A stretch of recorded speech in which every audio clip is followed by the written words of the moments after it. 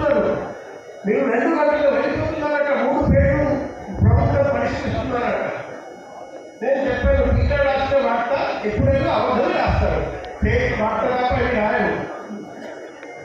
ఇప్పుడు చూడండి, పోయిన జూలై నెల 2 గంటలకు నన్ను బదిలీ చేస్తారట. ఇప్పుడు మార్చ్ అయిపోయింది కదా, నేను ఇక్కడే ఉన్నాను కదా. సో అటువంటి విలేకరులు, పాత్రికేయులు ఇటువంటి ఫేక్ న్యూస్ రాస్తే అటువంటి విలేకరుని బహిష్కరించండి. వాళ్ళ వల్ల మీ జర్నలిజం వృత్తికి చెడ్డ పేరు వస్తుందని మేము ఇలా పొలిటికల్ డొమైన్లో ప్రక్షాళన కోసం ప్రయత్నం చేస్తున్నాం. 99% జర్నలిస్ట్ మంచివాళ్ళే, సమాజంలో మంచి చేయడానికి మంచి కోసం రాస్తున్నారండి.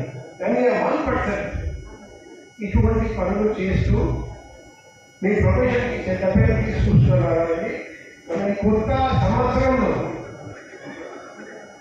కొత్త తెలుగు సంవత్సరంలో 100% జర్నలిస్ట్, పాత్రికేయులు, విలేకరులు ప్రజల మంచి కోసం వార్త రాస్తారండి, నిజాలు రాస్తారండి, నిజాలు చెప్తారండి ఆశిస్తూ మరొకసారి తెలుగు జర్నలిస్ట్ ఫోరం సభ్యులందరికీ, మేనేజింగ్ అందరికీ ప్రతి సంవత్సరం ఇటువంటి చక్కటి ప్రోగ్రాం పెట్టినందుకు అభినందిస్తూ మరొకసారి పరామ నామ సంవత్సర ఉన్నది శుభాకాంక్షలు అందరికీ తెలియజేస్తూ,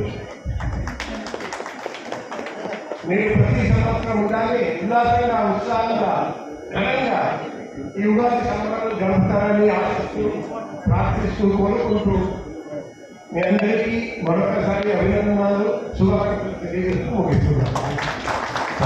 ఒక 2 నిమిషాలు సార్. పోలీస్ కమిషనర్ గారు చెప్పింది 100% వాస్తవం.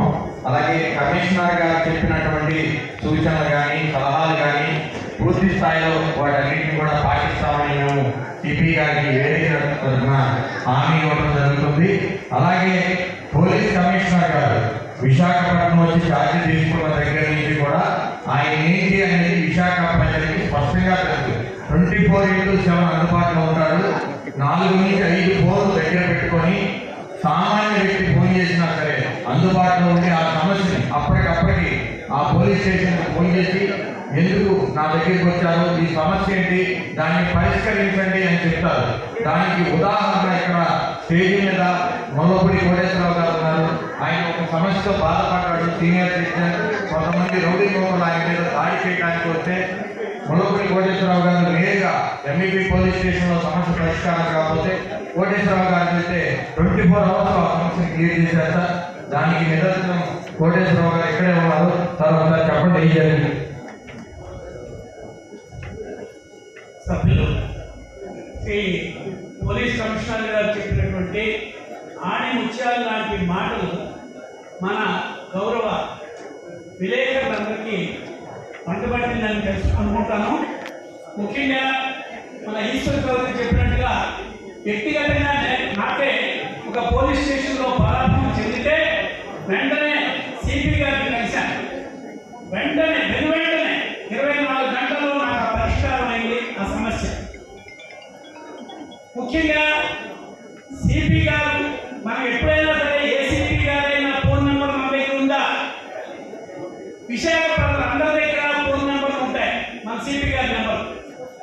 కాబట్టి మన సిపి గారికి అర్ధరాత్రి అయినా సరే ఒకసారి నేను సోమవారం నాడు గ్రీవెన్స్ పెడితే నేను ఉండలేక వచ్చేసాను. ఇచ్చేదంటే రాత్రి 2 గంటలకి నాకు వచ్చింది స్వామి.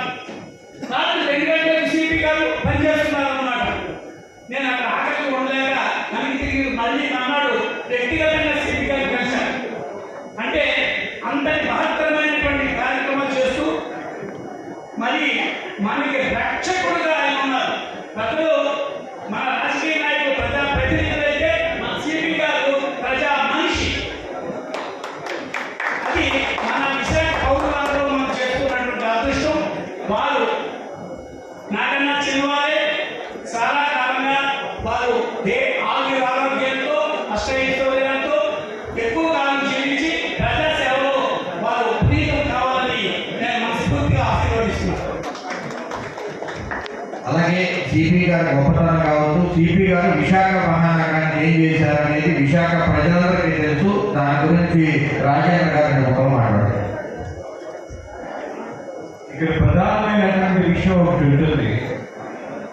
సామాన్యుడికి మొట్టమొదటిగా అందుబాటులో ఉండేటటువంటి ప్రభుత్వం. మీ కష్టం వచ్చినా, నష్టం వచ్చినా, ఇబ్బంది వచ్చినా ఎవరిని తలుచుకుంటారు? పోలీసులు మాత్రమే తలుచుకుంటాం.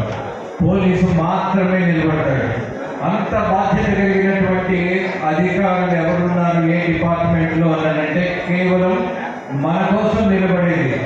వాళ్ళ కోసం బతకలేనటువంటి పరిస్థితుల్లో ఒక రకంగా పోలీస్ అంటే బాండెడ్ లేబర్గా జనం కోసం పనిచేస్తూ క్షణక్షణం మన గురించి ఆలోచించేటటువంటి అధికారులు ఉన్నటువంటి డిపార్ట్మెంట్ను మనం నిందించుకుంటే, మనం దూరం చేసుకుంటే నష్టపోయేది మనం. కానీ ఇక్కడ పోలీసు డిపార్ట్మెంట్లు ఇలాంటి అధికారులు ఒక్క విషయాన్ని మాత్రం మా విజ్ఞప్తిగా తీసుకోవాలి. మీ గురించి మంచి చెప్పాలి అని అంటే మీరే అడ్డుగోడగా నిలబడతారు. మీరు సాధించినటువంటి విజయాలను చెప్పకపోతే వద్దు, చెప్పొద్దు, అది మా డిపార్ట్మెంట్లో పద్ధతి కాదు అంటారు. కానీ మీరు చూపించేటటువంటి చొరవ, మీరు జనాన్ని